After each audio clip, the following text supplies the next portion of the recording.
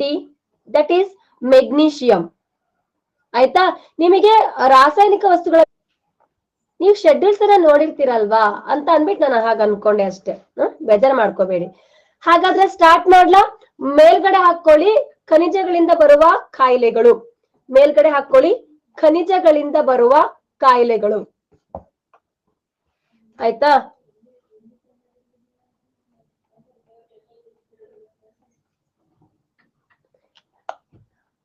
ಪಟ ಪಟ ಪಟ ಪಟ ಕೇಳಿಸ್ಕೊಳ್ಳಿ. ಅದಕ್ಕೆ ಎರಡೆರಡು ಕ್ಲಾಸ್ ಮಾಡ್ತಾ ಇದೀನಿ. ನಾನು 15 ಡೇಸ್ ಇದೆ, ಅಷ್ಟೇ ಒಂದು 10 ಡೇಸ್ ಇದೆ ಅಂತ ಹೇಳ್ಬಿಟ್ಟು. Okay fine. ಸೊ ಪೋಲ್ ತಗೊಳ್ಳಿ. ಕೆಳಗಿನ ಯಾವುದರ ಕೊರತೆಯಿಂದಾಗಿ ಹೃದಯದ ಬಡಿತವು ಅನಿಯಮಿತವಾಗಿ ಬಡಿದುಕೊಳ್ಳುತ್ತದೆ. ಹೃದಯವು ಅನಿಯಮಿತವಾಗಿ ಹಾರ್ಟ್ ಬೀಟ್ ಅನ್ನ ಮಾಡುತ್ತೆ. ಅಂದ್ರೆ ಸಡನ್ ಆಗಿ ಹಾರ್ಟ್ ಬೀಟ್ ಜಾಸ್ತಿ ಆಗೋದಕ್ಕೆ, ಸಡನ್ ಆಗಿ ಹಾರ್ಟ್ ಬೀಟ್ ಕಡಿಮೆ ಆಗೋದಕ್ಕೆ. ಓಕೆ, ಅದನ್ನ ಅನಿಯಮಿತ ಹೃದಯ ಬಡಿತ ಅಂತ ಕರೀತಾರೆ. ಓಕೆ, ಕೆಳಗಿನ ಯಾವುದು ಅನಿಯಮಿತ ಹೃದಯ ಬಡಿತಕ್ಕೆ ಕಾರಣ ಅಂತ ಕೇಳಿದ್ದಾರೆ. ಅನಿಯಮಿತ ಹೃದಯ ಬಡಿತಕ್ಕೆ ಕಾರಣವಾಗಿರ್ತಕ್ಕಂಥದ್ದು ಯಾವುದು? ಪೋಲ್ ಕೊಡ್ಲಾ? ಶೋರಾ? ಓಕೆ, ತಗೊಳ್ಳಿ. ಅನಿಯಮಿತ ಹೃದಯ ಬಡಿತ ಅಂತಂದ್ರೆ ಸಡನ್ ಆಗಿ ಹಾರ್ಟ್ ಬೀಟ್ ಜಾಸ್ತಿ ಆಗೋದು, ಸಡನ್ ಆಗಿ ಹಾರ್ಟ್ ಬೀಟ್ ಕಡಿಮೆ ಆಗೋದು.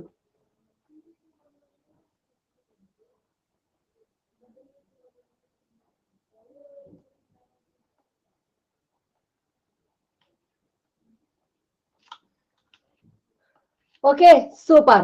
ಸೊ ಸಡನ್ ಆಗಿ ಹಾರ್ಟ್ ಬೀಟ್ ಜಾಸ್ತಿ ಆಯ್ತು, ಸಡನ್ ಆಗಿ ಹಾರ್ಟ್ ಬೀಟ್ ಕಡಿಮೆ ಆಯ್ತು ಅಂತ ಅಂದ್ರೆ ಸೊ ಡೆಫಿನೆಟ್ಲಿ ಅಲ್ಲಿ ಯಾವ್ದರ ಕೊರತೆ ಇದೆ ಅಂತ ಹೇಳ್ಬಿಟ್ಟು ಕರಿತೀವಿ ನಾವು? ಮೆಗ್ನೀಷಿಯಂನ ಕೊರತೆ ಇದೆ ಅಂತ ಹೇಳ್ಬಿಟ್ಟು ಕರಿತೀವಿ. ಓಕೆನಾ?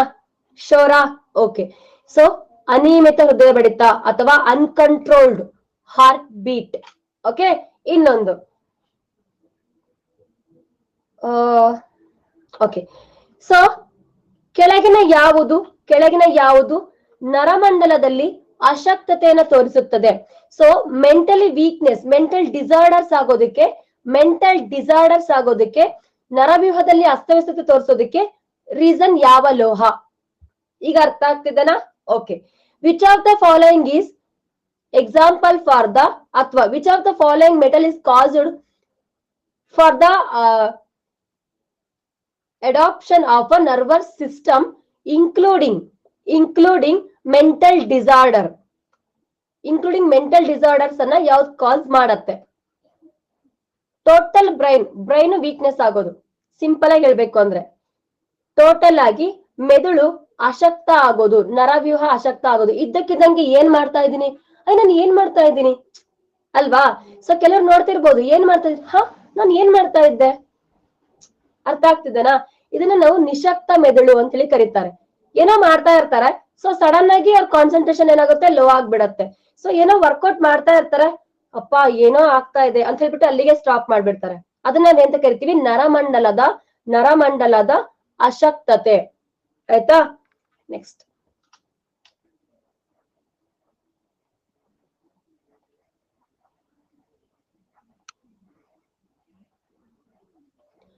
ಸರಿ, ಯಾಕಾಗುತ್ತೆ ಇದು? ಇವಾಗ ಏನಾಗುತ್ತೆ ಅಂತ ತಿಳ್ಕೊಂಡ್ವಿ, ಹಾಗಾದ್ರೆ ಯಾಕಾಗತ್ತೆ?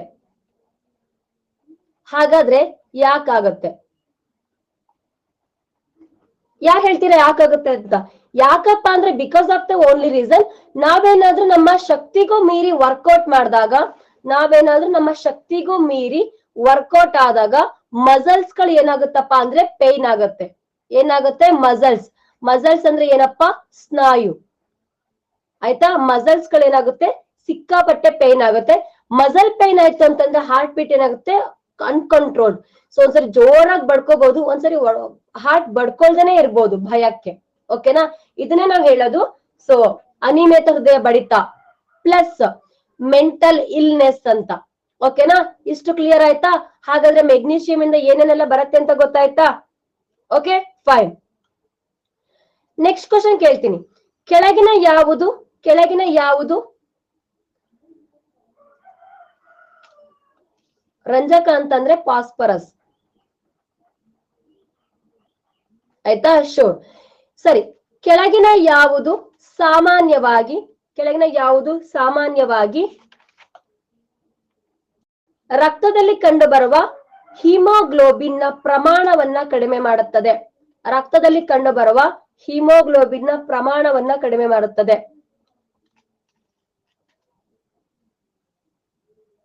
Deficiency of haemoglobin in the blood.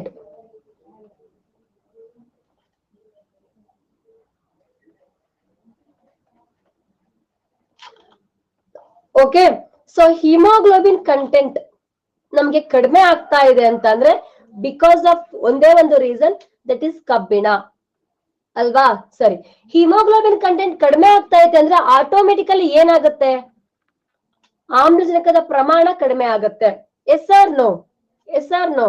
Okay, ಒಂದು ಹಿಮೋಗ್ಲೋಬಿನ್ ನ ಕೊರತೆ, ಓಕೆ, ಇನ್ನೊಂದು ಆಮ್ಲಜನಕದ ಸಾಗಾಣಿಕೆಯಲ್ಲಿ ತೊಂದರೆ. ಇನ್ನೊಂದೇನಪ್ಪಾ ಅಂದ್ರೆ ಆಮ್ಲಜನಕದ ಸಾಗಾಣಿಕೆಯಲ್ಲಿ ತೊಂದರೆ.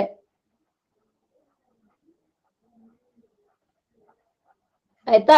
ಇನ್ನ ಒಂದ್ ಕ್ವಶನ್, ಕೆಳಗಿನ ಯಾವುದು ಅನಿಮಿಯಾ ಎಂಬ ಕಾಯಿಲೆಯನ್ನ ಉಂಟು ಮಾಡುತ್ತೆ? ಅನಿಮಿಯಾ ಎಂಬ ಕಾಯಿಲೆಯನ್ನ ಉಂಟು ಮಾಡುತ್ತೆ.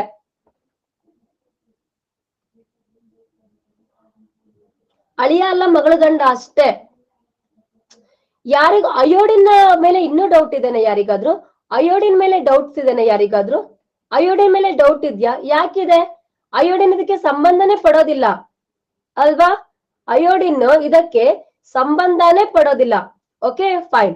ಸೊ ಹಾಗಾದ್ರೆ ಈ ಕಾಯಿಲೆಗೆ ಏನಂತ ಕರಿತೀವಿ? ಒಂದು ಹಿಮೋಗ್ಲೋಬಿನ್ ಕಂಟೆಂಟ್ ಕಡಿಮೆ ಆಗೋದು, ಆಮ್ಲಜನಕದ ಸರಬರಾಜು ಕಡಿಮೆ ಆಗೋದು ಕಂಡು ಬಂತಪ್ಪ ಅಂತ ಅಂದ್ರೆ ಡೆಫಿನೆಟ್ಲಿ ಅದು ಏನು? ಅನಿಮಿಯಾ. ಇವೆಲ್ಲ ಏನಪ್ಪಾ ಅಂದ್ರೆ ಪಕ್ಕಾ ಕ್ವಶನ್ಸ್ಗಳು. ಇವೆಲ್ಲ ಪಕ್ಕಾ ಅಂದ್ರೆ ಪಕ್ಕಾ ಕ್ವಶನ್ಸ್ಗಳು. ಸಿಲೆಬಸ್ ಪ್ರಕಾರನೇ ಮಾಡೋಣ. Okay, right. ಇನ್ನೊಂದು ಆಸ್ಕಿಂಗ್ ಮೆಥಡ್ ಕರೆಕ್ಟ್ ಆಗಿ ಇದೆ ಅಲ್ಲ ಕುಮಾರ್? ಏನಾಗುತ್ತೆ? ಯಾವ ಕಾಯಿಲೆ ಯಾವ್ದ್ರ ಕೊರತೆಯಿಂದ ಬರುತ್ತೆ ಅಂತ ಕೇಳಿದ್ರೆ ಕಬ್ಬಿಣದ ಕೊರತೆಯಿಂದ ಬರುತ್ತೆ. ಓಕೆ, ಇನ್ನೊಂದು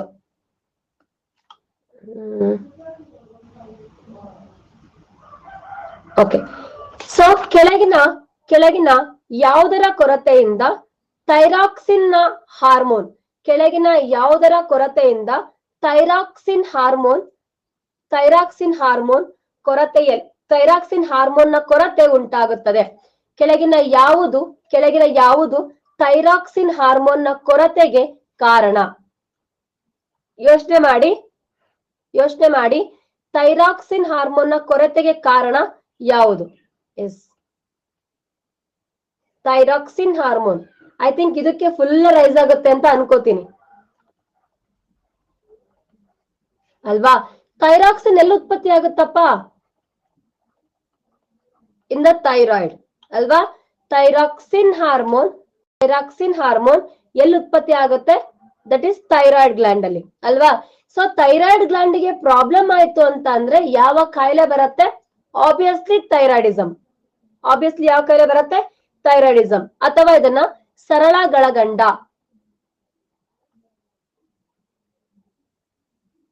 ಓಕೆ, ಸರಳ ಗಳಗಂಡ. ಸರಿ, ಸರಳ ಗಳಗಂಡಕ್ಕೆ ಇರ್ತಕ್ಕಂಥ ಇನ್ನೊಂದು ಹೆಸರೇನು? Simple goitre.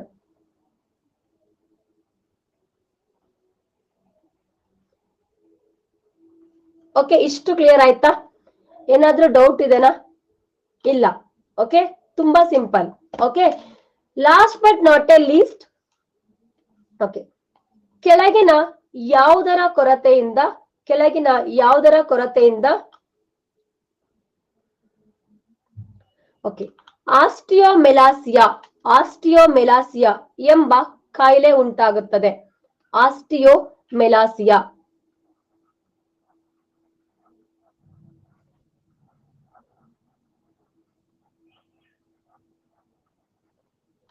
ಫೈನ್, ಆಸ್ಟಿಯೋಮೆಲಾಸಿಯಾ.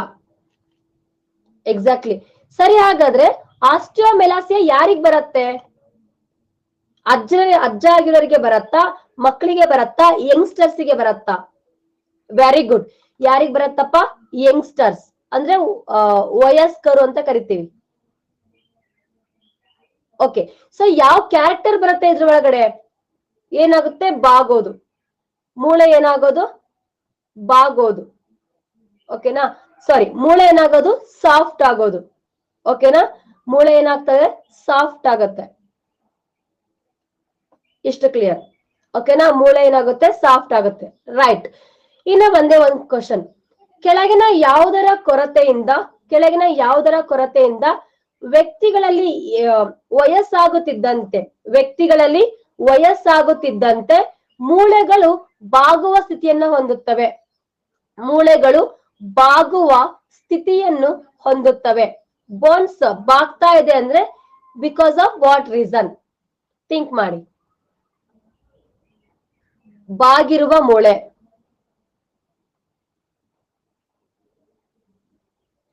ಅದನ್ನ ಸೊ ನಾವೇನಂತ ಕರಿತೀವಿ?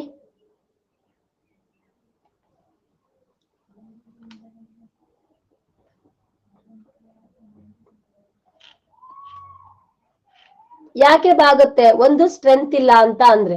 ಓಕೆ, ಸೊ ಯಾಕೆ ಸ್ಟ್ರೆಂತ್ ಇರೋದಿಲ್ಲ? ಆ ಮೂಳೆ ಒಳಗಡೆ ರಂಧ್ರಗಳಾಗೋದ್ರಿಂದ ಸ್ಟ್ರೆಂತ್ ಇರೋದಿಲ್ಲ. ಓಕೆ, ಸೊ ಅದಕ್ಕೆ ನಾವೇನಂತ ಕರಿತೀವಿ?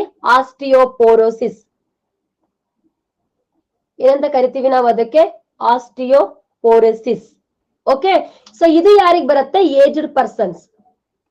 ಇದು ಯಾರಿಗೆ ಬರುತ್ತೆ? Aged persons. ಲಾಸ್ಟ್ ಮಕ್ಕಳಿಗೆ ಯಾವ ಕಾಯಿಲೆ ಬರುತ್ತಪ್ಪ ಅಂತ ಅಂದ್ರೆ ದಟ್ ಈಸ್ ರಿಕೆಟ್ಸ್. ಆಯ್ತಾ?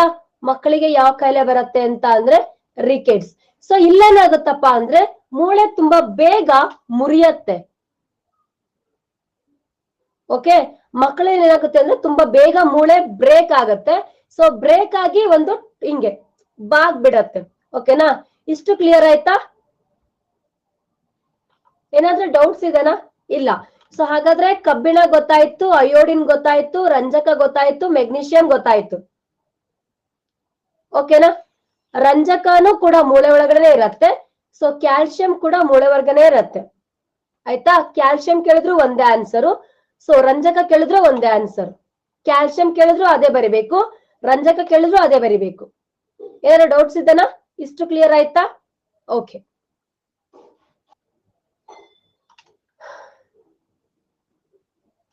ಓಕೆ, ನೀವು ನೆನ್ಪಿಟ್ಕೊಂಡು ಮತ್ತೆ ಮೂಳೆ ಅಂದ್ರೂ ಕೂಡ ಏನ್ ಬರಿಬೇಕು ನೀವು? ಕ್ಯಾಲ್ಸಿಯಂ ಮತ್ತೆ ಫಾಸ್ಫರಸ್ ಬರಿಬೇಕು. Same to same. ಸೇಮ್ ಅಂದ್ರೆ same. Okay, fine. Option A ಸತು. ಸತು ಅಂದ್ರೆ ಗೊತ್ತಲ್ಲ ನಿಮಗೆ? ಜಿಂಕ್ ಅಂತ ಅರ್ಥ. ಸತು ಅಂದ್ರೆ ಗೊತ್ತಲ್ಲ? ಜಿಂಕ್ ಅಂತ ಅರ್ಥ. Option be that is potassium. Option B ಏನು? ಪೊಟ್ಯಾಷಿಯಂ. ಆಯ್ತಾ? ಆಪ್ಷನ್ ಸಿ ಏನು? Sodium. Okay, so option D is none other than copper. Copper ಅಂತ ಅಂದ್ರೆ ತಾಮ್ರ. ಓಕೆ, ಕನ್ನಡನೂ ಇದೆ, ಇಂಗ್ಲಿಷ್ ಇದೆ. ಹಾಗಾದ್ರೆ ಕ್ವೆಶ್ಚನ್ ಸ್ಟಾರ್ಟ್ ಮಾಡ್ಲಾ? ಶೋರಾ? ಅಲ್ಲಿ 4 ಇಲ್ಲಿ 4 8 ಆಗುತ್ತೆ.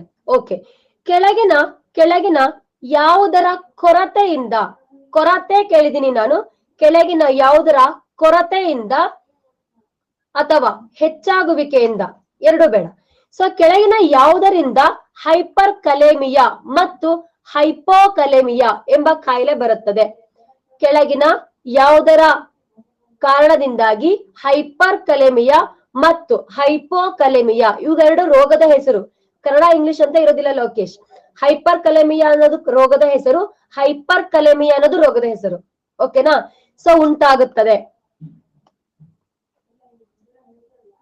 ಹೈಪರ್ ಕಲೇಮಿಯಾ ಮತ್ತು ಹೈಪೋಕಲೇಮಿಯಾ.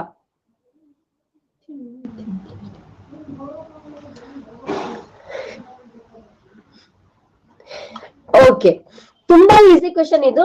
ಆಯ್ತಾ? ಸೊ ತುಂಬಾ ಈಸಿ ಕ್ವೆಶನ್. ಸೊ 2 ಕಾಯಿಲೆ ಬರುತ್ತೆ. ಯಾವುದು? ಪೊಟ್ಯಾಷಿಯಂ ಇಂದ. ಒಂದು, ಪೊಟ್ಯಾಷಿಯಂ ಅಂಶ ಜಾಸ್ತಿ ಆದ್ರೆ ಒಂದ್ ಕಾಯಿಲೆ ಬರುತ್ತೆ, ಪೊಟ್ಯಾಷಿಯಂ ಅಂಶ ಕಡಿಮೆ ಆದ್ರೆ ಒಂದ್ ಕಾಯಿಲೆ ಬರುತ್ತೆ ಅಲ್ವಾ? ಓಕೆ, ಸರಿ. ಸೊ ಪೊಟ್ಯಾಷಿಯಂ ಅಂಶ ಜಾಸ್ತಿ ಆದ್ರೆ ಯಾವ ಕಾಯಿಲೆ ಬರುತ್ತೆ? ಪೊಟ್ಯಾಷಿಯಂ ಅಂಶ ಕಡಿಮೆ ಆದ್ರೆ ಯಾವ ಕಾಯಿಲೆ ಬರುತ್ತೆ? ಸೊ ಪೊಟ್ಯಾಷಿಯಂನ ಅಂಶ ಜಾಸ್ತಿ ಆಗ್ಬಿಡ್ತು ಅಂತ ಅಂದ್ರೆ ಸೊ ದಟ್ ಈಸ್ ಹೈಪರ್ ಕಲೇಮಿಯಾ. ಯಾವ ಕಾಯಿಲೆ ಬರತ್ತಪ್ಪ? ಹೈಪರ್ ಕಲೇಮಿಯಾ. ಇದನ್ನ ತುಂಬಾ ಸಲ ಎಕ್ಸಾಮ್ ಅಲ್ಲಿ ಕೇಳಿದ್ದಾರೆ ಆಯ್ತಾ. ಪೊಟ್ಯಾಷಿಯಂ ಅಂಶ ಕಡಿಮೆ ಆಯ್ತು ಅಂತ ಅಂದ್ರೆ ಹೈಪೋ. ಹೈಪೋ ಅಂತ ಅಂದ್ರೆ ಕಡಿಮೆ. ಹೈಪೋ ಅಂತ ಅಂದ್ರೆ ಏನು? ಕಡಿಮೆ. ಓಕೆ, ಹೈಪರ್ ಅಂದ್ರೆ ಏನು? ಜಾಸ್ತಿ. ಸೊ ಇಲ್ಲೇನ್ ಬರುತ್ತೆ? ಹೈಪೋಕಲೆಮಿಯಾ.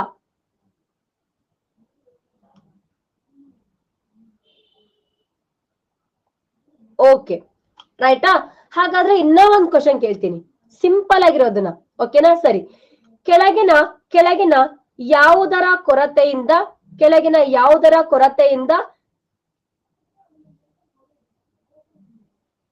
ಹೇಳ್ತೀನಿ, ಸ್ನಾಯುಗಳಿಗೆ ಬರುತ್ತೆ ಮಣಿಪಾಲ್ ಅದು ಆಯ್ತಾ. ಕೆಳಗಿನ ಯಾವುದರ ಕೊರತೆಯಿಂದ ಎನೋರೆಕ್ಸಿಯಾ ಓಕೆ, ಎನೋರೆಕ್ಸಿಯಾ ಎಂಬ ಕಾಯಿಲೆ ಉಂಟಾಗುತ್ತದೆ? ಕೊರತೆಯಿಂದ. ಪೋಲ್ಕೊಡ್ಲಾ? ಯಾವುದರ ಕೊರತೆಯಿಂದ ಎನೋರೆಕ್ಸಿಯಾ ಎಂಬ ಕಾಯಿಲೆ ಉಂಟಾಗುತ್ತದೆ? ತುಂಬಾ ಸಿಂಪಲ್.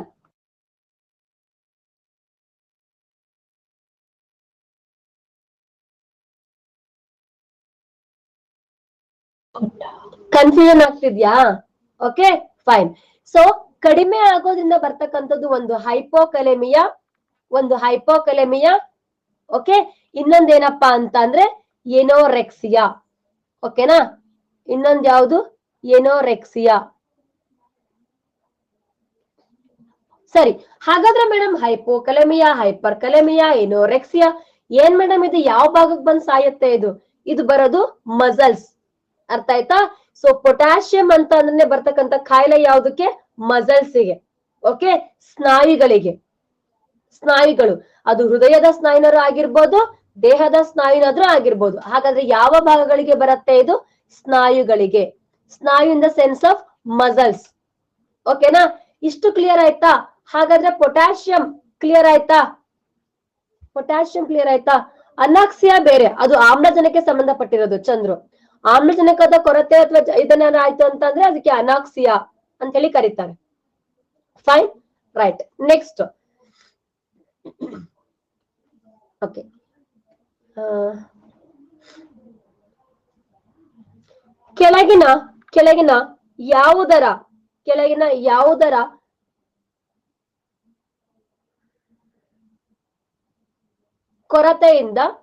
ಕೆಳಗಿನ ಯಾವುದರ ಕೊರತೆಯಿಂದ ನರ್ವಸ್ ಸಿಸ್ಟಮ್ ಅಲ್ಲಿ ಪೇನ್ ಉಂಟಾಗುತ್ತೆ? ಅಂದ್ರೆ ಮೆದುಳು ಸಡನ್ ಆಗಿ ಹಿಂಗಾಗೋದು, ಸಡನ್ ಆಗಿ ತಲೆನೋವು ಬರೋದು.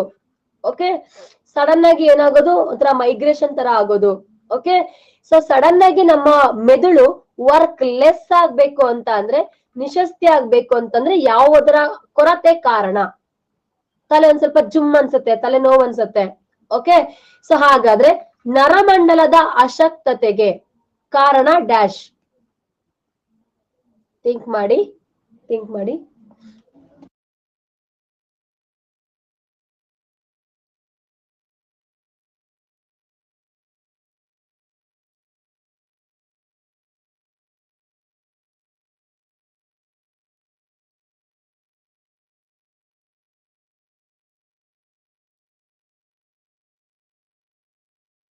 ತೊಂದ್ರೆ ಅಂತಂದ್ರೆ ಒಂಥರ ಏನಪ್ಪಾ ಅಂತಂದ್ರೆ ಮೆಂಟಲ್ ಡಿಸಾರ್ಡರ್, ಅಥವಾ ಇನ್ನೊಂದೇನಪ್ಪಾ ಅಂತಂದ್ರೆ ನರಮಂಡಲದಲ್ಲಿ ನೋವು. ಓಕೆ, ನರಮಂಡಲದಲ್ಲಿ ನೋವು ಅಂದ್ರೆ ನರ್ವಸ್ ಸಿಸ್ಟಮ್ ಅಲ್ಲಿ ಪೇನ್ ಆಗೋದು. ಫೈನಾ? ಇದು ಮೊದಲ ಸಿಂಟಮ್. ಹಾಗಾದ್ರೆ ಇನ್ನ ಒಂದ್ ಕ್ವಶನ್ಸ್ ರೈಸ್ ಮಾಡ್ಲಾ? ಶೋರಾ? ಸರಿ. ಕೆಳಗಿನ ಮೆಗ್ನೀಷಿಯಂ ಆಲ್ರೆಡಿ ಹೇಳಿದ್ನಲ್ಲ ಸಚಿನ್, ಮೆಗ್ನೀಷಿಯಂ ಅಲ್ಲೂ ಕೂಡ ನಿಶಕ್ತಿ ಕಂಡು ಬರುತ್ತೆ, ಅಶಕ್ತಿ, ಮೆಂಟಲ್ ಇಲ್ನೆಸ್ ಬೇರೆ, ಮೈಂಡ್ ಅಲ್ಲಿ ಪೇನೇ ಬೇರೆ. ಅರ್ಥ ಆಯ್ತಾ? ನರ್ವಸ್ ಸಿಸ್ಟಮ್ ಇಲ್ನೆಸ್ ಬೇರೆ, ನರ್ವಸ್ ಸಿಸ್ಟಮ್ ಪೇನೇ ಬೇರೆ, ವ್ಯತ್ಯಾಸ ಇದೆ. ಅರ್ಥ ಆಯ್ತಾ? ಫೈನ್. ಹಾಗಾದ್ರೆ ಇನ್ನೂ ಒಂದು ಕ್ವಶನ್, ಕೆಳಗಿನ ಯಾವುದರ ಕೊರತೆಯಿಂದ, ಓಕೆ, ಕೆಳಗಿನ ಯಾವುದರ ಕೊರತೆಯಿಂದ, ಓಕೆ, ಸಾಮಾನ್ಯವಾಗಿ ಹೈಪೋನೇಟ್ರಿಯಂ ಕೇಳಿಸ್ಕೊಳ್ಳಿ, ನೇಟ್ರಿಯಂ. ಓಕೆ, ಹೈಪೋನೇಟ್ರಿಯಂ ಎಂಬ ಕಾಯಿಲೆ ಉಂಟಾಗುತ್ತದೆ ಕೊರತೆಯಿಂದ. ಹೈಪೋನೇಟ್ರಿಯಂ ಎಂಬ ಕಾಯಿಲೆ ಉಂಟಾಗುತ್ತದೆ. ಹೈಪೋನೇಟ್ರಿಯಂ. Very good. ಯಾಕಾಗ ಅನ್ಕೋತೀರಿ ಕರಿಯಣ್ಣ ಅವ್ರೆ?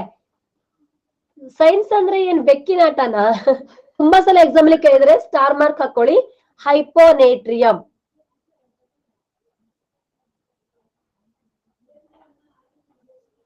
ಇಷ್ಟು ಕ್ಲಿಯರ್ ಆಯ್ತಾ? ಶೋರಾ, ಏನಾದ್ರೂ ಪ್ರಾಬ್ಲಮ್ಸ್ ಇದೆನಾ? ಇಲ್ಲ. ಓಕೆ, ಸರಿ. ಹಾಗಾದ್ರೆ ಕಾಮನ್ ಆಗಿ ಒಂದು ಎಕ್ಸಾಂಪಲ್ ಕೊಡ್ತಾರೆ. ಸ್ನಾಯುಗಳಲ್ಲಿ ನೋವು ಉಂಟಾಗಲು ಕಾರಣ ಅಂತ ಕೇಳ್ತಾರೆ. ಆಗ ಏನ್ ಹೇಳ್ತೀರಾ? ಇಲ್ಲಿ ಕೊಟ್ಟಿರೋದ್ರಲ್ಲಿ ಏನ್ ಹೇಳ್ತೀರಾ? ಒಬ್ರೇ ರೈಟ್ ಆನ್ಸರ್ ಮಾಡಿದ್ದು, ಸಂಗಮೇಶ್ ರೈಟ್ ಆನ್ಸರ್ ಮಾಡಿದ್ದಾರೆ. ಓಕೆ, ಅದನ್ನ ಬಿಟ್ರೆ ಇನ್ನೊಬ್ರು ಅಂತ. ಓಕೆನಾ? ಸೊ ಸ್ನಾಯುಗಳಲ್ಲಿ ಪೇನ್ ಉಂಟಾದ್ರೆ, ಒಂದು ಪೊಟ್ಯಾಷಿಯಂ ಜಾಸ್ತಿ ಆದ್ರೆ ಪೇನ್ ಉಂಟಾಗುತ್ತೆ. ಸೊ ಪೊಟ್ಯಾಷಿಯಂ ಅಂಶ ಕಡಿಮೆ ಆದ್ರೆ ಪೇನ್ ಉಂಟಾಗುತ್ತೆ. ಸೊ ಕಡಿಮೆ ಮತ್ತೆ ಜಾಸ್ತಿ ಆಗ್ಬೇಕಾದ್ರೆ ಯಾವ ಆಮ್ಲ ಉತ್ಪತ್ತಿ ಆಗತ್ತೆ? ಕಡಿಮೆ ಅಥವಾ ಜಾಸ್ತಿ ಆಗ್ಬೇಕಾದ್ರೆ ಯಾವ ಆಮ್ಲ ಉತ್ಪತ್ತಿ ಆಗುತ್ತೆ? ಲ್ಯಾಕ್ಟಿಕ್ ಆಮ್ಲ. ಅರ್ಥ ಆಯ್ತಾ? ಸೊ ಯಾವ ಆಮ್ಲ ಉತ್ಪಾದನೆ ಆಗುತ್ತೆ ಅಂದ್ರೆ ಲ್ಯಾಕ್ಟಿಕ್ ಆಮ್ಲ. ಯಾವ ಲೋಹ ಕಡಿಮೆ ಆಗುತ್ತೆ ಅಂದ್ರೆ ಪೊಟ್ಯಾಷಿಯಂ. ಓಕೆ, ಸೊ ಅಂಡ್ ಇನ್ನ ಒಂದು ಕೇಳ್ತಾರೆ, ಲ್ಯಾಕ್ಟಿಕ್ ಆಮ್ಲ ಉತ್ಪಾದನೆ ಆಗೋದಕ್ಕೆ ರೀಸನ್ ಏನು ಅಂತ. ಸೊ ಆಮ್ಲಜನಕದ ಕೊರತೆ. ಓಕೆನಾ? Depends on the questions. ನೀವೇನ್ ಮಾಡ್ಬೇಕು? ಆನ್ಸರ್ ಅನ್ನ ಮಾಡ್ಬೇಕು. ಓಕೆ, ಆಮ್ಲಜನಕದ ಕೊರತೆ ಉಂಟಾದ್ರೂ ಕೂಡ ಏನಾಗುತ್ತೆ? ಲ್ಯಾಕ್ಟಿಕ್ ಆಮ್ಲ ಉತ್ಪಾದನೆ ಆಗುತ್ತೆ. ಓಕೆ, ಆಮ್ಲಜನಕದ ಕೊರತೆ. ತುಂಬಾ ಓಡ್ ಬಂದಿರ್ತೀರಾ ನೀವು. ಸೊ ಮಸಲ್ಸ್ ಎಲ್ಲ ಪೈನ್ ಆಗ್ತಾ ಇರತ್ತೆ. ಸೊ ಅಲ್ಲಿ ಏನಾಗಿದೆ? ಪೈನ್ ಆಗ್ತಿದೆ ಅಂತಂದ್ರೆ ಆಮ್ಲಜನಕ ಸೊ ಜಾಸ್ತಿ ಬೇಕಾಗಿದೆ ಅಂತ ಅರ್ಥ. ಓಕೆ, ನಾವ್ ಇವಾಗ ನಾರ್ಮಲ್ ಇದ್ರೆ ನಮಗೇನ್ ಕಾಮನ್ ಆಕ್ಸಿಜನ್ ಸಾಕು. ಬಟ್ ತುಂಬಾ ವರ್ಕೌಟ್ ಮಾಡೋರು, ತುಂಬಾ ಎಕ್ಸರ್ಸೈಸ್ ಮಾಡೋರು, ಓಕೆ, ಅವರಿಗೆಲ್ಲ ಆಮ್ಲಜನಕದ ಪ್ರಮಾಣ ಜಾಸ್ತಿ ಬೇಕಾಗುತ್ತೆ. ಯಾಕೆಂದ್ರೆ ಪ್ರತಿ ಒಂದು ಜೀವಕೋಶದಲ್ಲೂ ಕೂಡ ಆಮ್ಲಜನಕ ತುಂಬಾ ಫಾಸ್ಟ್ ಆಗಿ ಸರಬರಾಜ್ ಆಗ್ತಾ ಇರತ್ತೆ. ಆಯ್ತಾ? ಹಂಗಾಗಿ ಅವ್ರಿಗೆ ಜಾಸ್ತಿ ಬೇಕಾಗಿರುತ್ತೆ ಅಷ್ಟೇ. ಇಷ್ಟು ಕ್ಲಿಯರ್ ಆಯ್ತಾ? ಸತೀಶ್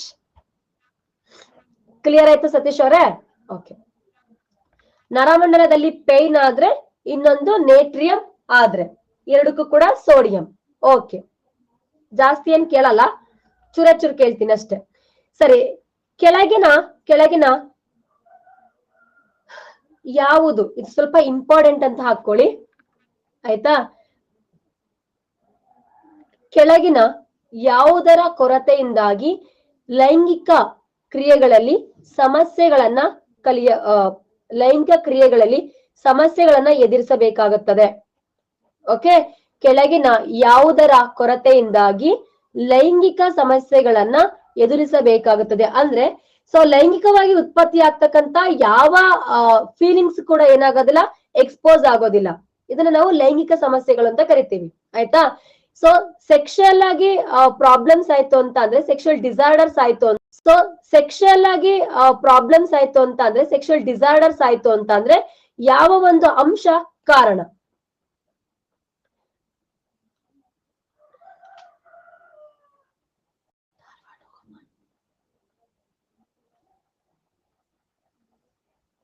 ಓಕೆ,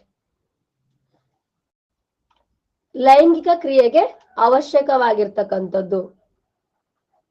ಆಯ್ತಾ? ಸೊ ಇನ್ನೊಂದೇನಪ್ಪಾ ಅಂದ್ರೆ ದೇಹದ ಬೆಳವಣಿಗೆಗೆ ಅವಶ್ಯಕವಾಗಿರ್ತಕ್ಕಂಥದ್ದು.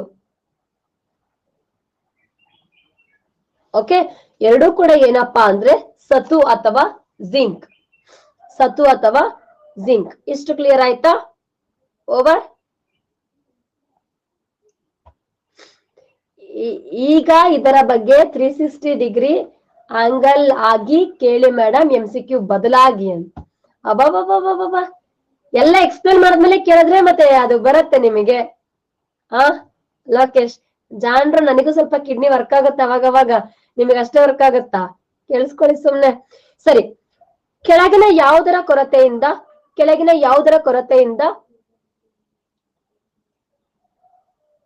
ಓಕೆ, ಸೊ ಹಾರ್ಮೋನ್ಸ್ ಗಳಲ್ಲಿ ಪಕ್ವತೆ ಕಡಿಮೆಯಾಗುತ್ತದೆ. ಹಾರ್ಮೋನ್ಸ್ ಗಳಲ್ಲಿ ಮೆಚುರೇಷನ್ ಕಡಿಮೆಯಾಗುತ್ತದೆ. ಕೆಳಗಿನ ಯಾವುದರ ಕೊರತೆಯಿಂದ ಹಾರ್ಮೋನ್ಸ್ ಗಳಲ್ಲಿ ಪಕ್ವತೆ ಅಥವಾ ಮೆಚ್ಯುರೇಷನ್ ಕಡಿಮೆಯಾಗುತ್ತದೆ?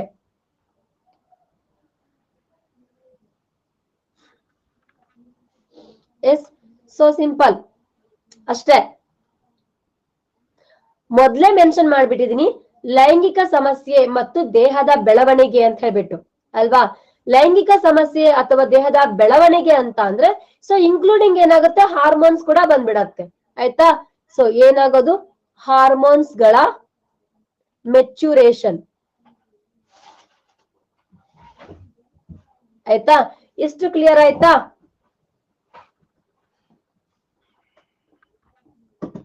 ಓಕೆನಾ? ಇಷ್ಟು ಕ್ಲಿಯರ್ ಆಯ್ತಾ? ಇಷ್ಟು ಕ್ಲಿಯರ್ ಆಯ್ತು ಅಂದ್ರೆ that's okay. Okay, so slide ಅಲ್ಲಿ ಏನಾದ್ರು ಪ್ರಾಬ್ಲಮ್ಸ್ ಇದೆನಾ? ಸ್ಲೈಡ್ ಕ್ಲಿಯರ್ ಆಗಿದೆನಾ? ಓಕೆ, ಕರೆಕ್ಟ್ ಆಗಿ ಕಾಣಿಸ್ತಾ ಇದೆ ಅಲ್ವಾ? ಫೈನ್. ಹಾಗಾದ್ರೆ ನೆಕ್ಸ್ಟ್ ಲಾಸ್ಟ್ ಅಪ್ಪ, ನಾನು ತಲೆನೋವು ಕೊಡಲ್ಲ, ಚೂರೇ ಚೂರು ಕೇಳ್ತೀನಿ. ಓಕೆ,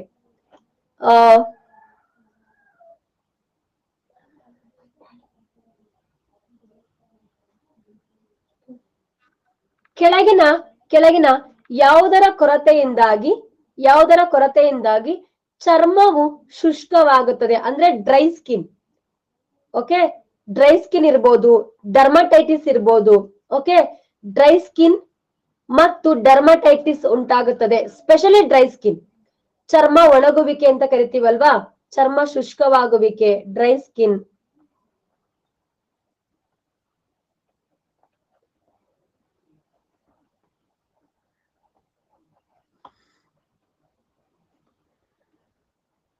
ಪ್ಲಸ್ ಇದ್ರದ್ದು ಇನ್ನೊಂದು ಸಮಸ್ಯೆ ಏನಪ್ಪಾ ಅಂತ ಅಂದ್ರೆ, ಈಗ ಓಪನ್ ಆಯ್ತಾ ಖಾತೆ ಸತೀಶ್? ಯಪ್ಪ, ಈಗ open. So dry skin plus hair fall ಆಗುತ್ತೆ, ಗೊತ್ತಾ ನಿಮಗೆ? ಸೊ ಹೇರ್ ಫಾಲ್ ಆಗೋದು. ಓಕೆ, ಹೇರ್ ಫಾಲ್ ಕೂಡ ಸೇಮ್, ಹೇರ್ ಫಾಲ್ ಆಗೋದಕ್ಕೂ ಕೂಡ ಇದೇ ಪ್ರಾಬ್ಲಮ್ ಆಗತ್ತೆ. ಇದನ್ನ ಬಿಟ್ರೆ ಬೇರೆ ಏನು ಇಲ್ಲ. ಸೊ ಐ ಥಿಂಕ್ ಕರೆಕ್ಟ್ ಆಗಿದೆ ಅಂತ ಅನ್ಕೋತೀನಿ. ಹಾಗಾದ್ರೆ ನೀವು ಥಿಂಕ್ ಮಾಡಿ, ಸೊ ಹಿಂದಿನ ಕಾಲದಲ್ಲ ಏನ್ ಮಾಡ್ತಾ ಇದ್ರು ಅಂತ ಅಂದ್ರೆ, ಯಾವಾಗ್ಲೂ ಕೂಡ ತಾಮ್ರದ ಚೆಂಬಲ್ಲಿ ನೀರ್ ತುಂಬಿಟ್ಟು ಮುಖ ತೊಳ್ಕೊಳ್ತಾ ಇದ್ರು. ನೆನ್ಪಿದೆನಾ? ಅಂದ್ರೆ ಆಗಿನ ಕಾಲದಲ್ಲಿ ತಾಮ್ರದ ಚೆಂಬಲ್ಲಿ ನೀರ್ ತುಂಬಿ ಸೈ ಅಂತ ಮುಖ ತೊಳ್ಕೊಳ್ತಾ ಇದ್ರು. ಯಾಕೆ? Because of the only reason, skin dry ಆಗ್ಬಾರ್ದು ಅಂತ ಅಷ್ಟೇ. ಓಕೆನಾ? ಇಷ್ಟು ಕ್ಲಿಯರ್ ಆಯ್ತಾ? ಥಿಂಕ್ ಮಾಡೋದು ಏನಿಲ್ಲ, ಅದೇ ಹೌದು. ನಾವು ಹಾಗೆ ಮಾಡೋಣ, ಸ್ವಲ್ಪ ಚೆನ್ನಾಗಿ ಆಗಾರು ಆಗ್ತೀವೇನೋ. ಓಕೆ, ಸೊ ಇಷ್ಟು ಕ್ಲಿಯರ್ ಆಯ್ತಾ? ಹಾಗಾದ್ರೆ 5, 6, 7, 8. ಹಾಗಾದ್ರೆ 8 ಕ್ಲಿಯರ್ ಆಯ್ತಾ?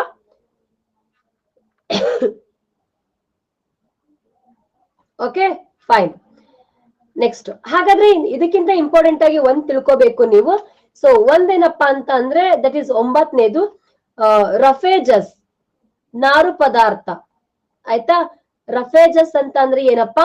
ನಾರು ಪದಾರ್ಥ ಅಲ್ವಾ? ನಾರು ಪದಾರ್ಥ. Okay, so simple. ಲೋಕೇಶ್, ಗೋಮೂತ್ರದಿಂದ ಡೈಲಿ ಮುಖ ತೊಳಿತೀರಾ? ಹ್ಯಾಟ್ಸ್ ಆಫ್ ನಿಮ್ ಪೇಷನ್ಸ್ಗೆ, ಸೀರಿಯಸ್ಲಿ. ಓಕೆನಾ? ಫೈನ್. ಸೀರಿಯಸ್ಲಿ ಅಪ್ಪ, ಎಂತ ಗೊತ್ತಾ, ಸಗಣಿ ಬಾಚೋದು, ಆಮೇಲೆ ಡೈಲಿ ಮನೆಗೆ ಗೋಮೂತ್ರ ಸಿಂಸೋದು, ಅದೆಲ್ಲ ನಾವೇನ ತಿಳ್ಕೊತೀವಿ ಈಗಿನವರೆಲ್ಲ, ಎಪ್ಪತ್ತು ಗಲೀಜ್ ಅನ್ಕೋತೀವಿ. ಬಟ್ ಅದು ನಿಜವಾಗ್ಲೂ ಏನ್ ಗೊತ್ತಾ, scientifically true. Micro organisms development ಆಗೋದು ಕಡಿಮೆ ಮಾಡತ್ತೆ. ನೀವು ಡಯಾಬಿಟಿಸ್ ಬಂದವ್ರಿಗೆ, ಆಮೇಲೆ ಆ ತರದಲ್ಲೆಲ್ಲ ಇರ್ತಲ್ಲ, ತುಂಬಾ ಬೇಗ ಕ್ಲಿಯರ್ ಆಗತ್ತೆ ನಿಜವಾಗ್ಲು. ಓಕೆ, ಆಮೇಲೆ ಯಾರೆಲ್ಲ ಆಯುರ್ವೇದಿಕ್ ಸೋಪ್ ಯೂಸ್ ಮಾಡ್ತೀರಾ?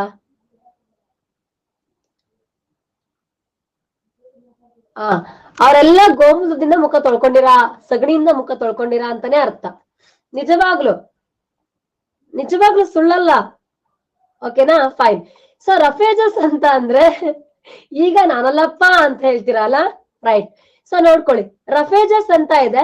ಸೊ ರಫೇಜಸ್ ಅಂತಂದ್ರೆ ನಾರಿನ ಪದಾರ್ಥ, ಯಾವಾಗ್ಲೂ ಕೂಡ ನಮ್ಮ ಡೈಜೆಸ್ಟಿವ್ ಸಿಸ್ಟಮ್. ರಫೇಜಸ್ ಏನ್ ಮಾಡತ್ತೆ?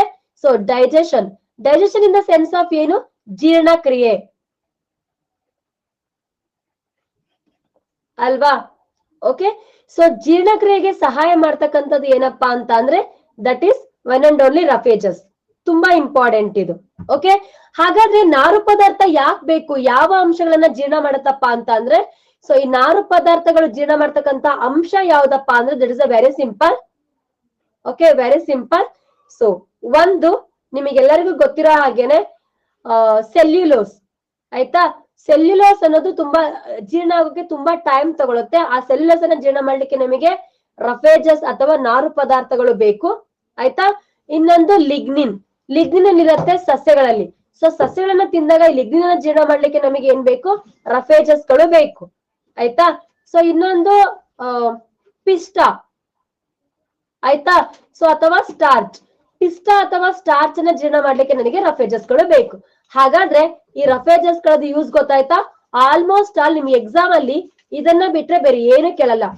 ಯಾವಾಗ್ಲೂ ಕೂಡ ಕೆಮಿಕಲ್ಸ್ ಮೇಲೆ ಒಂದು ಕ್ವಶನ್ಸ್ ಇರತ್ತೆ.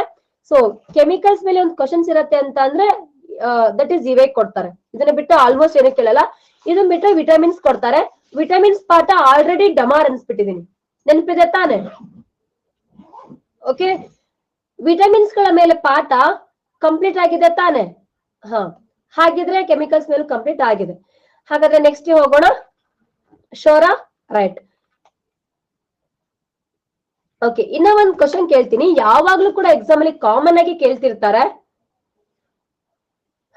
Okay, so option A 0.5%, option B 65%, option C 18.5%, okay, option D 3.5%. ಈ ಕ್ವಶನ್ ಗೆ ಸ್ಟಾರ್ ಮಾರ್ಕ್ ಹಾಕೊಳ್ಳಿ. ಆಯ್ತಾ, ಹಾಕೊಂಡ್ರ? ಫೈನ್. ಸರಿ, ಮನುಷ್ಯನ ದೇಹದಲ್ಲಿ ಅತ್ಯಂತ ಹೆಚ್ಚಾಗಿ ಕಂಡುಬರುವ ಗೊತ್ತಾಯ್ತಾ ಮೂಲ ವಸ್ತು ಅಥವಾ ಮೂಲ ಧಾತು ಆಮ್ಲಜನಕದ ಪ್ರಮಾಣ ಎಷ್ಟು? ಓಕೆ, ಸೊ ನಮ್ಮ ದೇಹದಲ್ಲಿ ಕಂಡುಬರುವ ಆಕ್ಸಿಜನ್ ಪ್ರಮಾಣ ಎಷ್ಟು? ಈ ಕ್ವಶನ್ ಎಷ್ಟು ಸಲ ರಿಪೀಟ್ ಆಗಿದೆ ಗೊತ್ತಾ ಅಲ್ವಾ? ಸಿಕ್ಕಾಪಟ್ಟೆ ರಿಪೀಟ್ ಆಗಿದೆ, ಸಿಕ್ಕಾಪಟ್ಟೆ. ನಿಮ್ಗೆ ಗೊತ್ತಾಯ್ತಾ? ಯಾಕೆಂದ್ರೆ ಈ ಕ್ವಶನ್ ಅನ್ನು 1000 ಸಲ ನಾನೇ ಮಾಡಿದೀನಿ, ಅದಕ್ಕೆ ನಿಮ್ಗೆ ಗೊತ್ತಾಗಿದೆ. ಆದ್ರೆ ಈಗಿನ ಕ್ವಶನ್ ಗೊತ್ತಾಗೋದಿಲ್ಲ. ಆದ್ರೆ ಇನ್ಮೇಲೆ ಕೇಳೋದು ತಲೆನೋವು. ಆಯ್ತಾ? ಫೈನ್. ಸರಿ, ನಮ್ಮ ದೇಹದಲ್ಲಿ ಕಂಡುಬರುವ ಕಾರ್ಬನ್ ನ ಪ್ರಮಾಣ ಡ್ಯಾಶ್. ಕಾರ್ಬನ್ ಎರಡನೇ ಅತ್ಯಂತ ಹೆಚ್ಚು ಅಂತ ಕರಿತೀವಿ. ಕಾರ್ಬನ್ ನ ಪ್ರಮಾಣ ಎಷ್ಟು? Very good, very good. So carbon ನ ಪ್ರಮಾಣ ಎಷ್ಟಪ್ಪ ಅಂತ ಅಂದ್ರೆ ದಟ್ ಈಸ್ 18.5%. ಓಕೆ, ಕಾರ್ಬನ್ ನ ಪ್ರಮಾಣ ಎಷ್ಟು? 18.5%. Okay, so what about hydrogen? Hydrogen ಪ್ರಮಾಣ ಎಷ್ಟು? ಈಗ ಕೇಳಿ, ಹೈಡ್ರೋಜನ್ ನ ಪ್ರಮಾಣ ಎಷ್ಟು?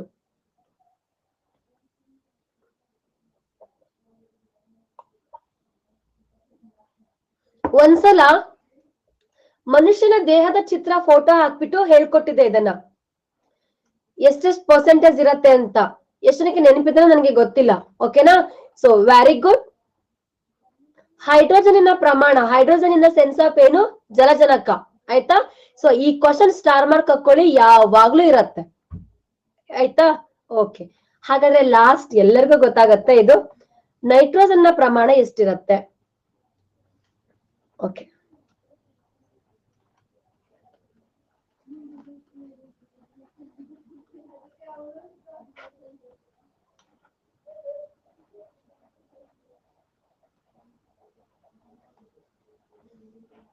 ಸೂಪರ್. ಓಕೆ, ಆಬ್ವಿಯಸ್ಲಿ ಇದೇನಪ್ಪಾ ಅಂದ್ರೆ ದಟ್ ಈಸ್ ನೈಟ್ರೋಜನ್. ಹಾಗಾದ್ರೆ ಇದಕ್ಕಿಂತ ಇಂಪಾರ್ಟೆಂಟ್ ಆಗಿ ನಮಗೆ ಏನಿದೆ ಮೇಡಮ್? ಸೊ ಮೂಳೆಗಳಿಗೆ ಕ್ಯಾಲ್ಸಿಯಂ ಬೇಕು, ಆಯ್ತಾ? ಫಾಸ್ಫರಸ್ ಬೇಕು, ಸ್ನಾಯುಗಳಿಗೆ ಮಸಲ್ಸ್ ಬೇಕು. ಹಾಗಲ್ಲ, ಅವೆಲ್ಲ ಎಷ್ಟೆಷ್ಟು ಪರ್ಸೆಂಟ್ ಇರತ್ತೆ ಅಲ್ವಾ? ಸೊ ಕ್ಯಾಲ್ಸಿಯಂ ನ ಅಂಶ 1.5% ಇರತ್ತೆ. ಓಕೆ, ಸಲ್ಫರ್ ನ ಅಂಶ 0.3% ಇರತ್ತೆ. ಸೊ ಹಾಗಾದ್ರೆ ಮೆಗ್ನೀಷಿಯಂ ನ ಪ್ರಮಾಣ ಎಷ್ಟಿರತ್ತೆ? ಮೆಗ್ನೀಷಿಯಂ ಪ್ರಮಾಣ 0.1% ಅಷ್ಟೇ ಇರತ್ತೆ. ಅಷ್ಟಿಟ್ಕೊಂಡು ನಮ್ಮ ಸ್ನಾಯುಗಳಿಗೆ ಅಷ್ಟೆಲ್ಲ ಆಟ ಆಡ್ಸುತ್ತೆ. Okay right. ಹಾಗಾದ್ರೆ ಇನ್ನೊಂದು ಕ್ವಶನ್ ಕೇಳ್ತಾರೆ, ಅತ್ಯಂತ ಹೆಚ್ಚು ಪ್ರಮಾಣದಲ್ಲಿ ಕಂಡು ಬರ್ತಕ್ಕಂಥದ್ದು ದಟ್ ಈಸ್ ಅತ್ಯಂತ ಹೆಚ್ಚು ಪ್ರಮಾಣದಲ್ಲಿ ಕಂಡು ಬರೋದು ಆಮ್ಲಜನಕ. ಓಕೆ, ಅತ್ಯಂತ ಕಡಿಮೆ ಪ್ರಮಾಣದಲ್ಲಿ ಕಂಡು ಬರ್ತಕ್ಕಂಥದ್ದು ಸಿಲಿಕಾನ್. ಆಯ್ತಾ, ಅತಿ ಕಡಿಮೆ ಪ್ರಮಾಣ ಅಂತ ಹೇಳಿದ್ರೆ ಸಿಲಿಕಾನ್. ಓಕೆ, 0.3% ಸಲ್ಫರ್ ಅಂದ್ರೆ ಗಂಧಕ. ಓವರಾ mg ಅಂದ್ರೆ ಮೆಗ್ನೀಷಿಯಂ %. ಎಲ್ಲ ಸೇರಿಸಿ ಒಂದು 100% ಆಗುತ್ತೆ. ಕ್ಯಾಲ್ಕುಲೇಟ್ ಮಾಡಿ. ಸಿಲಿಕಾನ್ ತುಂಬಾ ಕಡಿಮೆ, 0.0002%, ತುಂಬಾ ಕಡಿಮೆ.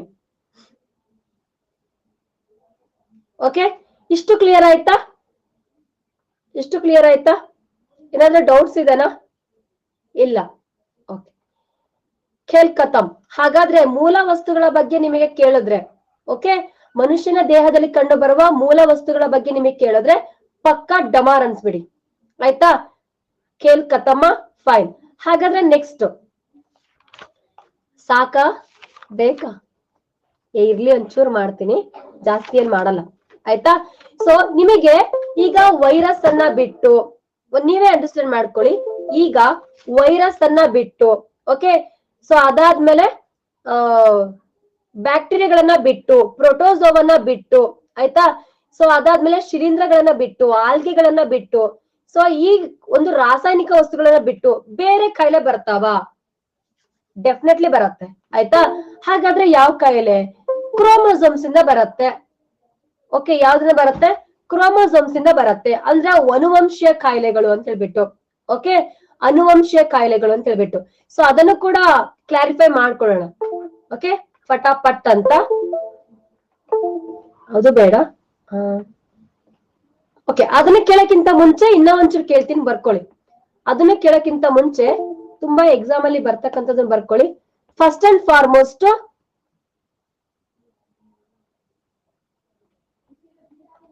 ಯಾರಿಗ್ ಗೊತ್ತಿಲ್ಲ, ಯಾಕೆಂದ್ರೆ ನಾನು MCQ ಮಾಡ್ಬೇಕಾದ್ರೆ ತುಂಬಾ ಸಲ ಇದ್ರ ಬಗ್ಗೆ ಹೇಳ್ತಾ ಇರ್ತೀನಿ.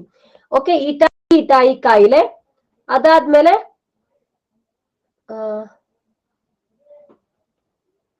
ಮಿನಾಮಾಟ, ಮತ್ತೆ ಅದನ್ನ ಹೇಳೇ ಇಲ್ಲ ಅಂತ ಅನ್ಬೇಡಿ. ಆಯ್ತಾ, ಇನ್ನೊಂದು ಆಪ್ಷನ್ ಸಿ,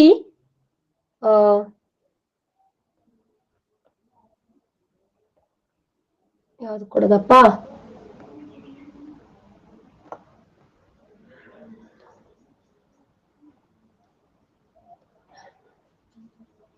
ಮರ್ತೋಗ್ತಿದೆ. Okay, monkeys. ಅವಾಗ್ಲೇ ಮರ್ತ್ಬಿಟ್ಟೆ, ಇದೊಂದು ಹೇಳ್ಬೇಕಾಗಿತ್ತು, ಮಂಕೀಸ್. ಸೊ ಹಾಗಾದ್ರೆ ಇನ್ನೊಂದು ಆಪ್ಷನ್ ಡಿ ಯಾವುದು ಅಲ್ಲ. ಆಯ್ತಾ, ಈಗ ಕೇಳಲಾ? ಶೋರಾ? ಸರಿ.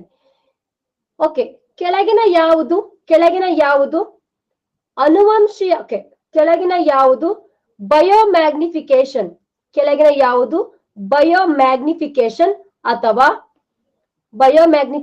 ಅಥವಾ ಜೈವಿಕ ಸಂವರ್ಧನೆಯಿಂದ ಹರಡುವ ಕಾಯಿಲೆ ಆಗಿದೆ? ಜೈವಿಕ ಸಂವರ್ಧನೆಯಿಂದ ಹರಡುವ ಕಾಯಿಲೆ ಆಗಿದೆ. ಎಸ್, ಈಗ ಬಂತು. ಜೈವಿಕ ಸಂವರ್ಧನೆಯಿಂದ ಬರುವ ಕಾಯಿಲೆ ಆಗಿದೆ.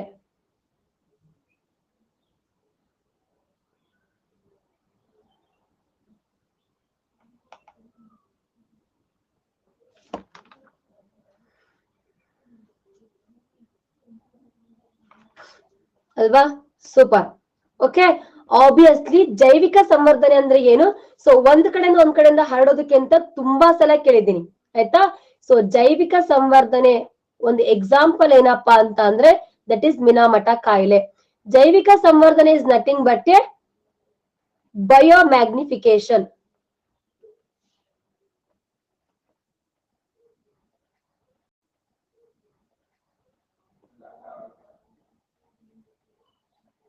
ಇಷ್ಟು ಕ್ಲಿಯರಾ? ಸರಿ. ಕೆಳಗಿನ ಯಾವ ಕಾಯಿಲೆ ಮೀನುಗಳಿಂದ ಹರಡುತ್ತದೆ?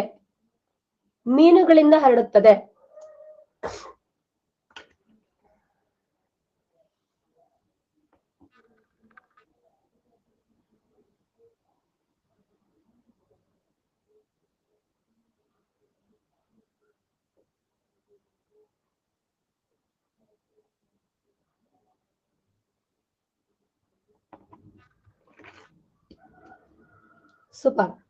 ಓಕೆ, ಸೊ ಮೊದಲಿಂದನೇ ಹೇಳಿದೆ. ಸೊ ಮೀನುಗಳ ಮೂಲಕ ಹರಡ್ತಕ್ಕಂತ ಕಾಯಿಲೆ ಯಾವ್ದಪ್ಪ ಅಂದ್ರೆ ಮೀನಮಾಟ. ಸೊ ನದಿಗಳಿಂದ ಹರಿದು ಬಂದಂತ ನೀರ್ ಒಳಗಡೆ ಪಾದರಸ ಇರತ್ತೆ. ಓಕೆ, ನದಿಗಳಿಂದ ಹರಿದು ಬಂದಂತ ಮೀನುಗಳಲ್ಲಿ ಏನಿರುತ್ತೆ, ಮೀನಮಾಟ ಕಾಯಿಲೆ ಇರತ್ತೆ. ಆ ಮೀನಮಾಟ ಕಾಯಿಲೆಯಿಂದ ನಮಗ್ ಬರ್ತಕ್ಕಂಥದ್ದು ಏನಪ್ಪಾ ಅಂದ್ರೆ ದಟ್ ಈಸ್ ಮೀನಮಾಟ ಕಾಯಿಲೆ. ಓಕೆ, ಇನ್ನೊಂದು, ಕೆಳಗಿನ ಯಾವುದು ಪಾದರಸದಿಂದ ಹರಡುವ ಕಾಯಿಲೆ? ಒಂದ್ರ ಮೇಲೆ ಎಷ್ಟು ಕ್ವಶನ್ಸ್ ಕೇಳಬಹುದು, ಇದೆಲ್ಲಾನು ಕೂಡ ಎಕ್ಸಾಮ್ ಅಲ್ಲಿ ಕೇಳಿದ್ದಾರೆ. ಸೊ ಮೀನಮಾಟ ಕೆಳಗಿನ ಯಾವ ಜೀವಿಯಿಂದ ಹರಡುತ್ತದೆ? ಮೀನಮಾಟ ಪರಿಸರದ ಯಾವ ವಿದ್ಯಮಾನಕ್ಕೆ ಉದಾಹರಣೆ? ಮೀನಮಾಟ ಕೆಳಗಿನ ಯಾವುದರಿಂದ ಹರಡುತ್ತದೆ? ಓಕೆ, ಯಾವುದರಿಂದ ಹರಡುತ್ತದೆ ಅಂತ ಕೇಳಿದ್ರೆ ಪಾದರಸ. ಯಾವ ಜೀವಿಯಿಂದ ಹರಡುತ್ತದೆ ಅಂತ ಕೇಳಿದ್ರೆ ದಟ್ ಈಸ್ ಫಿಶ್. ಬಯೋಮ್ಯಾಗ್ನಿಫಿಕೇಶನ್ ಅಂತ ಅಂದ್ರೆ ಪರಿಸರ ವ್ಯವಸ್ಥೆಯಲ್ಲಿ ಸೊ ರೋಗಗಳು, ಓಕೆ, ರೋಗಗಳು ಸೊ 1 by 1 ಒಬ್ಬರಿಂದ ಒಬ್ಬರಿಗೆ ಬೇರೆ ಬೇರೆ ವರ್ಗದ ಜೀವಿಗಳ ಮುಖಾಂತರ ಹರಿದು ಬಂದ್ರೆ ಅದನ್ನ ಬಯೋ ಮ್ಯಾಗ್ನಿಫಿಕೇಶನ್ ಅಂತ ಹೇಳಿ ಕರೀತಾರೆ. ಓಕೆ, ತುಂಬಾ ದೊಡ್ಡದಾಗಿ ಬೆಳೀತಕ್ಕಂಥದ್ದು. ಹಾಗಾದ್ರೆ ಈ ಮೀನಮಾಟ ಕಾಯಿಲೆ ಮೊದಲ ಬಾರಿಗೆ ಯಾವಾಗ ಬರುತ್ತೆ? ಜಪಾನ್. ಯಾವ ದೇಶಕ್ಕೆ ಬರುತ್ತೆ? ಜಪಾನ್. ಎಷ್ಟರಲ್ಲಿ? 1956ರಲ್ಲಿ. ಜಪಾನಿಂದ ಬಂದವೇ ಜಾಸ್ತಿ ಎಲ್ಲಾನು. ಓಕೆ,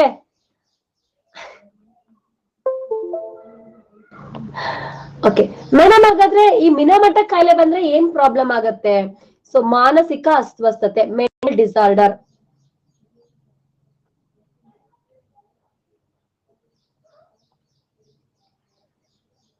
ಹಾಗಾದ್ರೆ ಮೀನಮಾಟ ಕಾಯಿಲೆ ಬಗ್ಗೆ ಏನೇ ಕೇಳಿದ್ರು ನೀವು ಪಕ್ಕಾ ಆಗ್ಬೇಕು. ಎಷ್ಟು ಕ್ಲಿಯರ್ ಆಯ್ತಾ? ಪಕ್ಕಾ ಆಯ್ತಾ? ಆಯ್, ನಮ್ ಚೀನಾ ಬಗ್ಗೆ ಮಾತಾಡಂಗಿಲ್ಲ, ಮತ್ತೆ ಕ್ಲಾಸ್ ತುಂಬಾ ಮಳೆ ಹುಳ ಹಾಕ್ಬಿಡ್ತೀನಿ, ಮತ್ ನೋಡ್ಲಕ್ ಆಗ್ಬಾರ್ದು ನೀವು. ಇನ್ಮೇಲೆ ಒಂದ್ ಮಳೆ ಹುಳ ಹಿಂಗ್ ಚಿತ್ರ ಹಾಕಿ. ಓಕೆ, ಇನ್ನೊಂದ್ ಕ್ವಶನ್ ಕೇಳ. ರೈಟ್. ಸೊ ಕೆಳಗಿನ ಯಾವುದರ ಕೊರತೆಯಿಂದ, ಓಕೆ ಓಕೆ ಓಕೆ ಅಕ್ಕಿಯಿಂದ ಜಪಾನ್ ನಲ್ಲಿ ಉತ್ಪಾದನೆ ಮಾಡುವ ಅಕ್ಕಿಯಿಂದ ಕೆಳಗಿನ ಯಾವ ಕಾಯಿಲೆ ಬರುತ್ತದೆ? ಜಪಾನ್ ನಲ್ಲಿ ಉತ್ಪಾದನೆ ಆಗುವ ಅಕ್ಕಿಯಿಂದ, ಜಪಾನ್ ನಲ್ಲಿ ಉತ್ಪತ್ತಿಯಾಗುವಂತ ಅಕ್ಕಿಯಿಂದ ಕೆಳಗಿನ ಯಾವ ಕಾಯಿಲೆ ಉಂಟಾಗುತ್ತದೆ?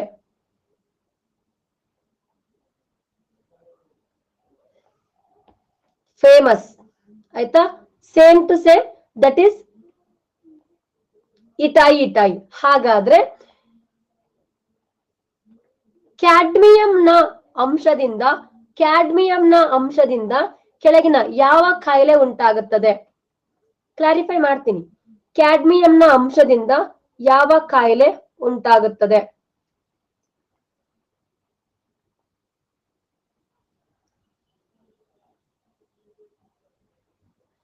So simple. ಸೊ ಕೈಗಾರಿಕೆಯಿಂದ ಹರಿದು ಬರುವಂತಹ ಕ್ಯಾಡ್ಮಿಯಂ. ಓಕೆ, ಇಲ್ಲೂ ಕೂಡ ಸೇಮ್, ಕೈಗಾರಿಕೆಯಿಂದ ಹರಿದು ಬರ್ತಕ್ಕಂತ ಪಾದರಸ. ಇಲ್ಲೂ ಕೂಡ ಸೇಮ್, ಕೈಗಾರಿಕೆಯಿಂದ ಹರಿದು ಬರ್ತಕ್ಕಂತ ಕ್ಯಾಡ್ಮಿಯಂ. ಆಯ್ತಾ? ಸೊ ಕ್ಯಾಡ್ಮಿಯಂನ ಅಂಶ ಕೃಷಿಗೆ ಸೇರ್ಕೊಂಡು, ಆ ಕೃಷಿ ಒಳಗಡೆ ಬೆಳೆಯುವಂತ ಅಕ್ಕಿ ಒಳಗಡೆ ಕ್ಯಾಡ್ಮಿಯಂ ಸೇರ್ಕೊಳ್ಳುತ್ತೆ. ಆ ಅಕ್ಕಿಯನ್ನ ಮನುಷ್ಯರು ತಿಂದ್ರು ಅಂತ ಅಂದ್ರೆ ಇಟಾಯಿ ಕಾಯಿಲೆ ಬರುತ್ತೆ. ಓಕೆನಾ? ಇಂಥ ಡೇಂಜರಸ್ ಕಾಯಿಲೆಗಳನ್ನ ಹಾಡ್ತಕ್ಕಂಥದ್ದು that is one and only ಇವೆಲ್ಲ ನೇಟಿವ್. ಇವು ನಮಗ್ ಬರುತ್ತಾ ಇಲ್ಲ ಗೊತ್ತಿಲ್ಲ, ಅಲ್ಲಿದ್ದವರಿಗೆ ಇವೆಲ್ಲ ನೇಟಿವ್ ಡಿಸೀಸಸ್, ಅಂದ್ರೆ ಸ್ಥಳೀಯ ರೋಗಗಳು ಅಂತ. ಓಕೆನಾ? ಇದು ಎಲ್ಲರಿಗೂ ಆಗೋದಿಲ್ಲ, ಜಸ್ಟ್ ಏನಪ್ಪಾ ಅಂದ್ರೆ ಸ್ಥಳೀಯ ರೋಗಗಳು, ಅವರಾಗಿನೇ ಮಾಡ್ಕೊಂಡಂತ ರೋಗಗಳು. ಅರ್ಥ ಆಯ್ತಾ? ಇಷ್ಟು ಕ್ಲಿಯರ್ ಆಯ್ತಾ? ಸರಿ. ಹಾಗಾದ್ರೆ ಯಾವ್ದ್ರಿಂದ ಬರುತ್ತಪ್ಪ? ಕ್ಯಾಡ್ಮಿಯಂ. ಸೊ ಹಾಗಾದ್ರೆ ಇದ್ರ ಸಿಂಟಮ್ಸ್ ಗಳೇನು? ಯಾರು ಹೇಳ್ತೀರಾ ಸಿಂಟಮ್ಸ್ ಗಳು? ಬೋನ್ ಸಾಫ್ಟ್ ಆಗೋದು, ಮೃದು ಮೂಳೆ. ನಮಗೆಲ್ಲ ಅಲ್ಲ ಈ ಕಾಯಿಲೆ, ಅಲ್ಲಿಯವರಿಗೆ ಮಾತ್ರ. ಓಕೆನಾ? ಮೃದು ಮೂಳೆ. ಮತ್ತಿನ್ನೊಂದೇನಪ್ಪಾ ಅಂದ್ರೆ ಕಿಡ್ನಿ ಡಿಸಾರ್ಡರ್, ಕಿಡ್ನಿ ಫೇಲ್ಯೂರ್ ಅಂದ್ರೆ ಮೂತ್ರಪಿಂಡ ಫೇಲ್ಯೂರ್.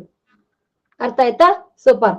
ಇನ್ನ ಒಂದು, ತಾಮ್ರದ ಕೊರತೆಯಿಂದ ಯಾವ ಕಾಯಿಲೆ ಉಂಟಾಗುತ್ತದೆ? ತಾಮ್ರದ ಕೊರತೆಯಿಂದ ಯಾವ ಕಾಯಿಲೆ ಉಂಟಾಗುತ್ತದೆ?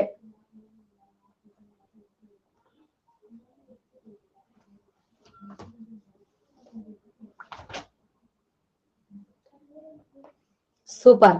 ಓಕೆ, ಬೇರೆ ಏನು ಅಲ್ಲ, ದಟ್ ಇಸ್ ಮಂಕೀಸ್ ಕಾಯಿಲೆ. ಶಿವಮೊಗ್ಗದಲ್ಲ, ಮಂಕೀಸ್ ಅಂತಂದ್ರೆ ಇದು ಮಂಗನ್ ಬಾವು.